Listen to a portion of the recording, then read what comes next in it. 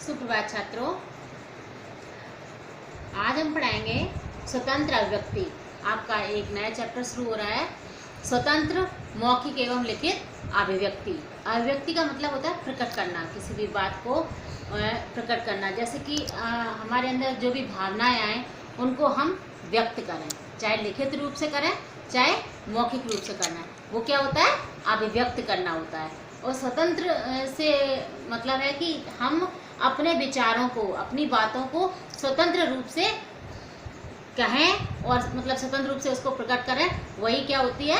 स्वतंत्र अभिव्यक्ति होती है। चलिए आइए हम चर्चा करते हैं स्वतंत्र अभिव्यक्ति की। देखिए, आपका सबसे पहले आपका जो पाठ है, जो अध्याय है, वो है स्वतंत्र मौखिक एवं लिखित अभिव्यक्ति। ठीक है, ये भाग 13 है। इससे पहले 12 भाग हम लोग पढ़ चुके हैं। ठीक है, तो हम बात करते हैं स्वतंत्र अभिव्यक्ति की।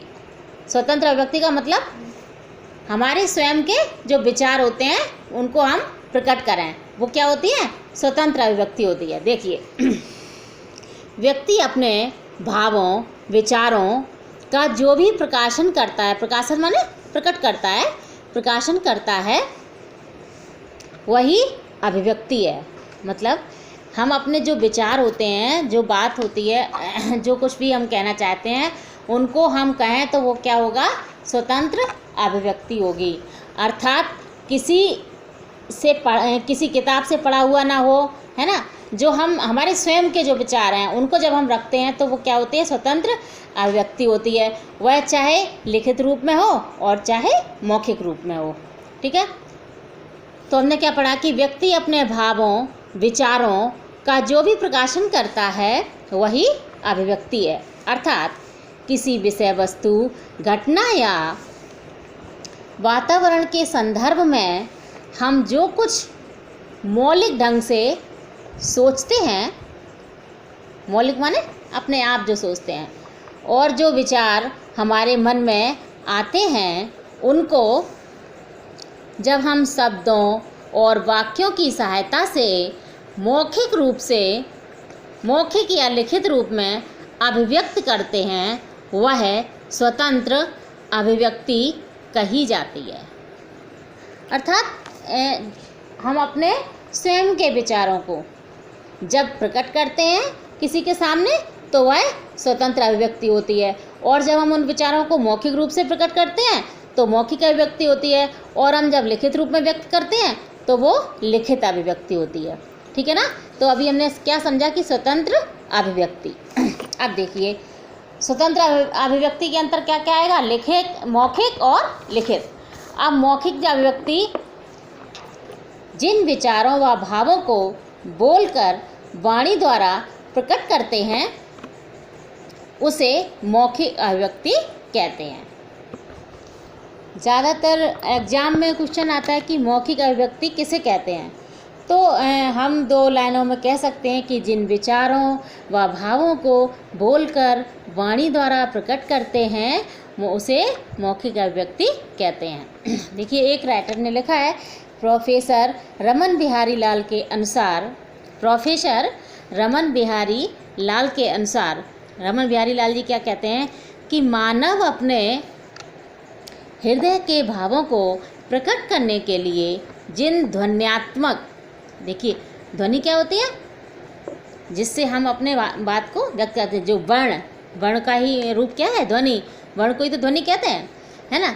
तो प्रकट करने के लिए जिन ध्वन्यात्मक संकेतों का प्रयोग करते हैं, ध्वन्यात्मक संकेत क्या हो गए? हमारे वाक्य, हमारे वर्ण, है ना। वर्णों के माध्यम से ही तो हम प्रकट करते हैं।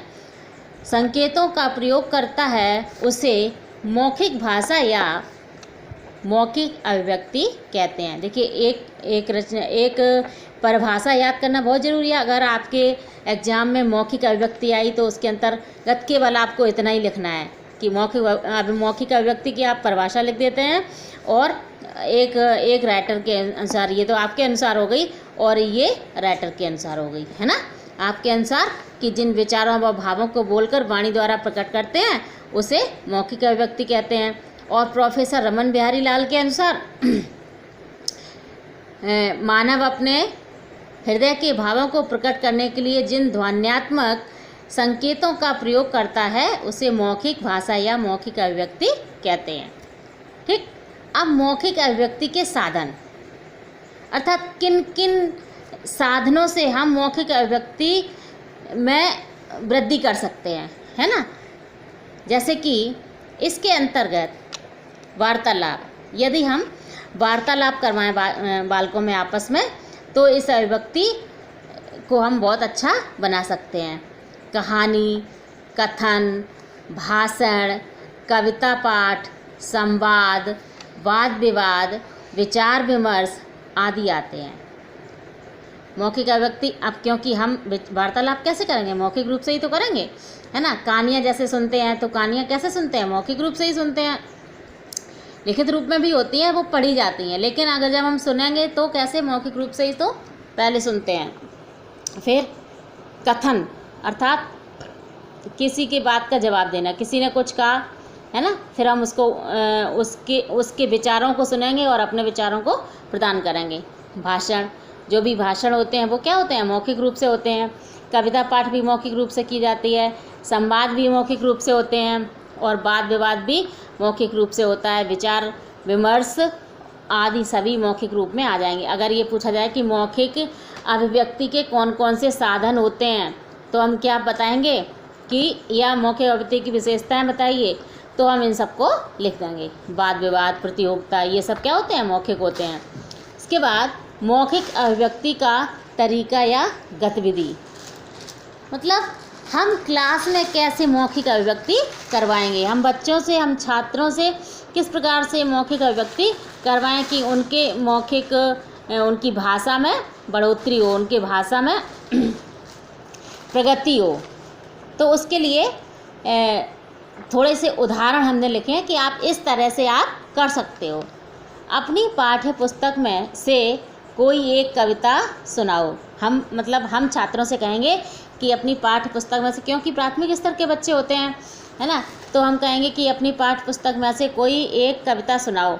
जब वो बच्चा कविता सुना देगा, है ना, फिर हम उससे उस कविता में से ही क्वेश्चन पूछ लेंगे। उस कविता के अंतर्गत जो जो आता होगा उसके अंतर्गत हम उससे पूछ लेंगे कि इस कविता में क्या हुआ था, है ना, इस कविता में और क्या क्या हमें क्या शिक्षा मिलती है इस कविता से। इस तरह के क्वेश्चन हम उससे पूछ सकते हैं। इसके बाद तुम्हें कौन सा पक्षी अच्छा लगता है और क्यों, हम ये भी कह सकते हैं। इस तरह से भी मौखिक प्रगति की जा सकती है कि हम बच्चों से मौखिक कार्य करवाएं। मौखिक कार्य करने के लिए जैसे बच्चों से पूछा जाएगा, अच्छा ये बताओ कि आपको कौन सा पक्षी अच्छा लगता है, या हम ये भी पूछ सकते हैं कि आपको कौन सा फल अच्छा लगता है। इस तरह से जब बच्चे कहेंगे कि हमें ये आम अच्छा लगता है, या पक्षी में बच्चे कहेंगे कि हमें मोर अच्छा लगता है, तो फिर हम बच्चों से पूछ सकते हैं कि क्यों अच्छा लगता है, तो बच्चे उसका जवाब देंगे। इससे क्या होगा, मौखिक अभिव्यक्ति में वृद्धि होगी।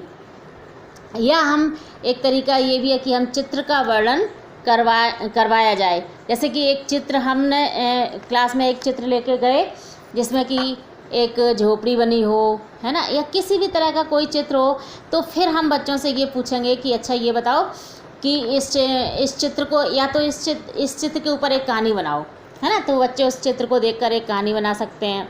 या हम ये भी पूछ सकते हैं कि चित्र पर आधारित प्रश्नों के उत्तर पूछे जाएं, अर्थात उस चित्र से संबंधित प्रश्न पूछे जाएं, है ना।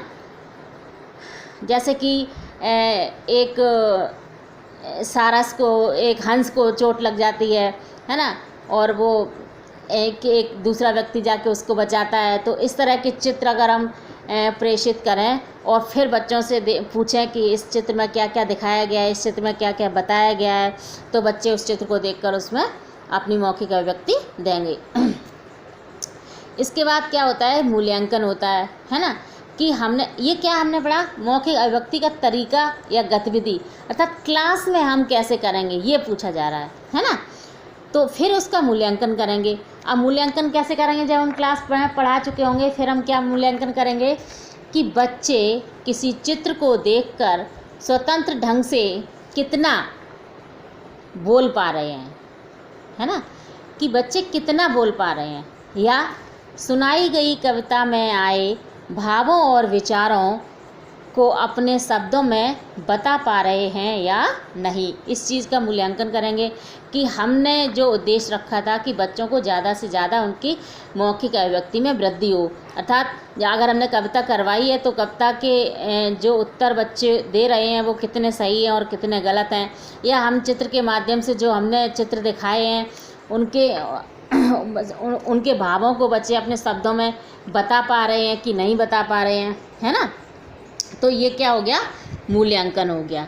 तो आज हमने पढ़ा स्वतंत्र अभिव्यक्ति और मौखिक अभिव्यक्ति, और मौखिक अभिव्यक्ति की परिभाषा, और मौखिक अभिव्यक्ति के साधन, और मौखिक अभिव्यक्ति का तरीका या गतिविधि। ठीक है, आज की क्लास के लिए बस इतना ही। आगे हम पढ़ेंगे अगले क्लास में मौखिक अभिव्यक्ति के उद्देश्य और महत्व। ठीक है, और आप अपने नोट्स बनाते रहिएगा, देखते रहिएगा। धन्यवाद।